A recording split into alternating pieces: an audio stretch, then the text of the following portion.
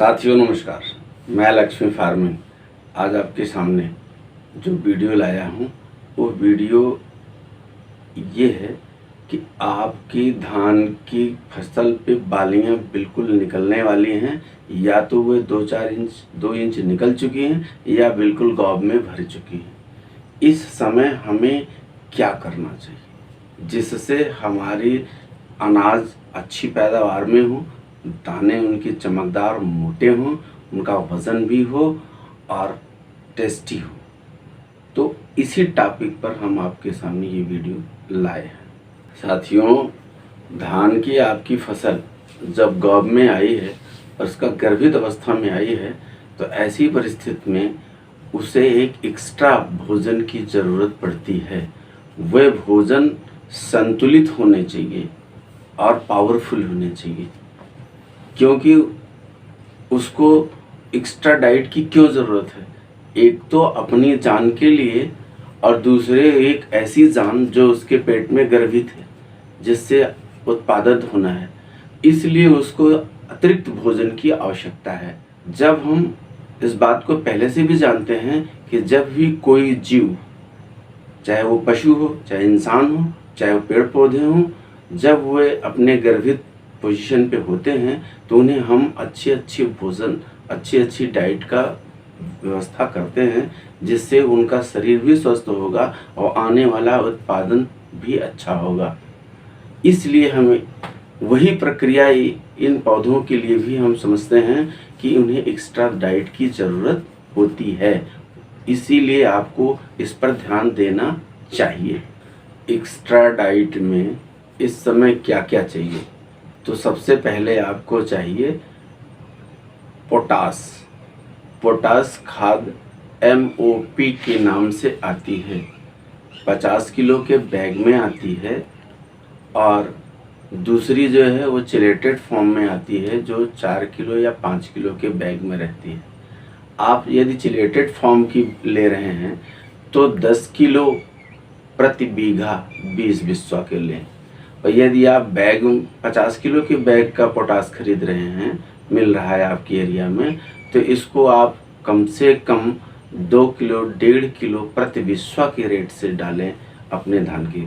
Potash के साथ आधा किलो प्रति बिस्वा के रेट से यूरिया भी ले लें।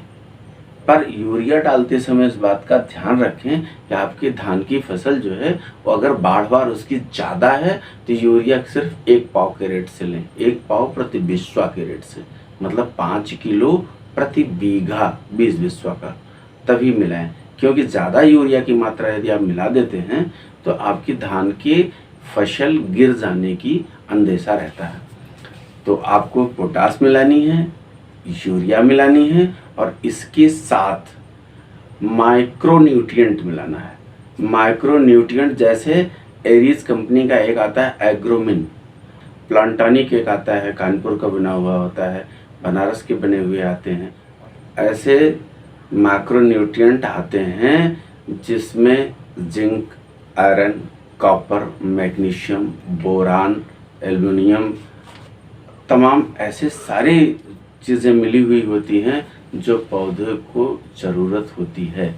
इसका मिश्रण 5 किलो, कम से कम 5 किलो प्रति बीघा इसका मिश्रण पोटास, यूरिया और माइक्रोन्यूट्रिएंट जिंक, इन तीनों चीज़ों को मिला के जड़ में छीट दें।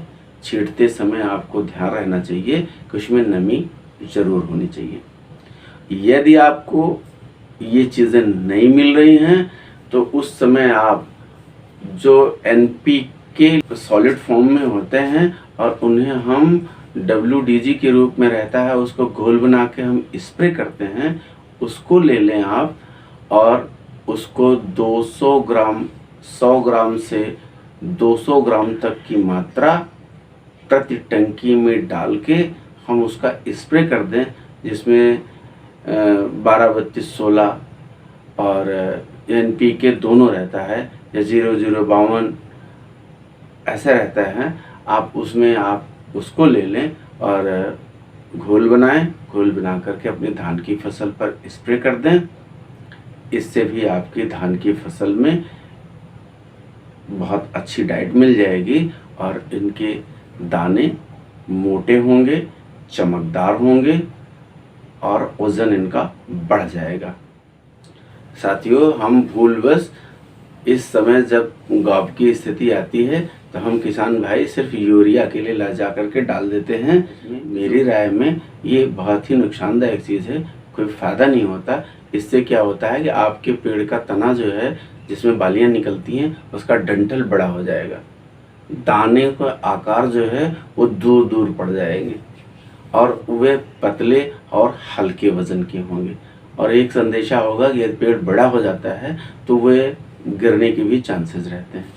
तो इसलिए हम कोशिश करें कि खाली यूरिया अकेले का प्रयोग ना करें। जब भी हम प्रयोग करें उसमें यूरिया, पोटाश और माइक्रोन्यूट्रिएंट, जिंक, तीनों चीज़ों को इस हमारे बताए रेशियो से आप इसका मिश्रण बनाएं और अपनी फसलों पर इसको आप तत्काल डालें।